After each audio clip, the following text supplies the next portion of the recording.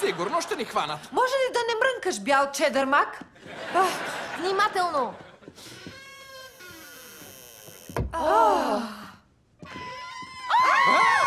Фания! Махнете я! Махнете я!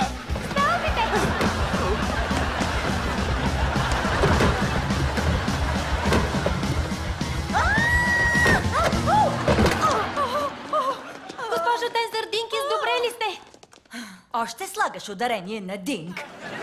Някой ще ми обясни ли защо бях съборена от 3000 годишна мумия? Зависи. Охранителните камери работят ли? Това може да повлияе на отговора.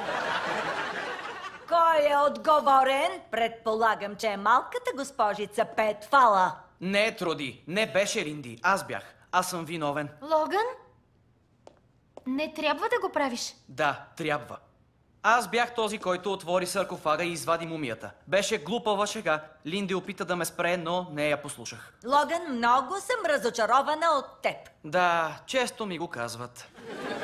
Съжалявам, Труди. Госпожа Тензър Динкинс и си уволнен. Върни ми локи-токито, ключа за служебния хладилник и оттеглям поканата за бар мицва. О, стига! Няма да видя как момчето става мъж.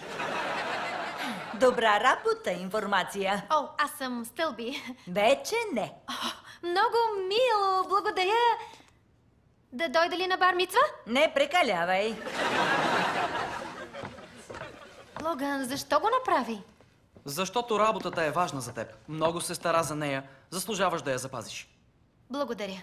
Пък и Труди натопи на хапаното си парче в глакамолето и гледката не ми излиза от ума.